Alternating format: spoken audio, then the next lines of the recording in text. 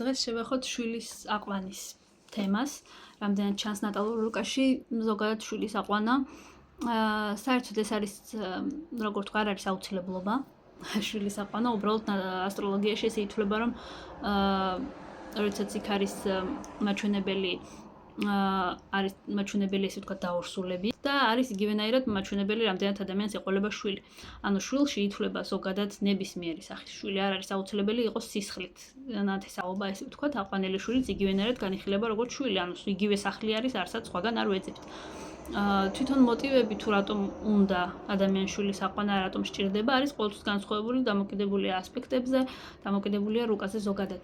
და ანუ მიზეზები შეიძლება იყოს ის, რომ ადამიანს რუკაში ჰქონდეს ძალიან მაღალი მოთხოვნილება სიკეთის კეთების და უკავშირდებოდეს ეს სიკეთე ბავშვების სახლებს.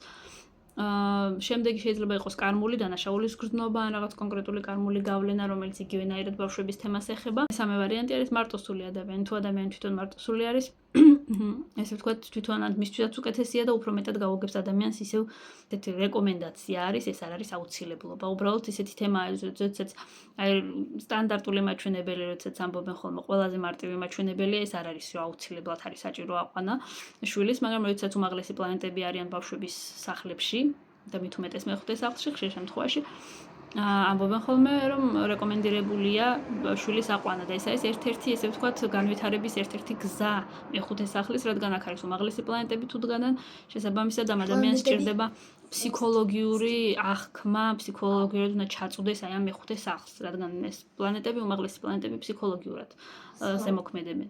შესაბამისად ძალიან სიღრმისეული გაგება სჭირდება მეხუთე სახლის და ამ სახლის გაგების ერთ-ერთი, ესე ვთქვათ, კარგი ვარიანტი არის შვილის აყვანა. ყველაზე ისეთი შედარებით მარტივი გზა და მოკლე, რა თქმა უნდა, მარტივი ზოგადად არაფერი არ არის ცხოვრებაში. მაგრამ, ეს არის ერთ-ერთი ალტერნატივა, ეს არ არის აუცილებლობა.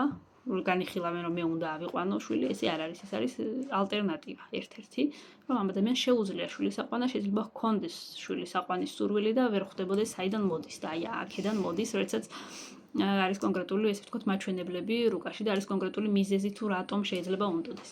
რაც შეეხება იმას, როდესაც არ უნდა შვილის აყვანა, ხშირ შემთხვევაში ეს ამაზე მიუთითებს რუკაზე დაზიანებული მზე, ან თავდაჯერების ნაკლებობა, ოპტიმიზმის ნაკლებობა და ზოგადად აი ეს მახასიათებელი, როდესაც ადამიანი არავის არ ენდობა.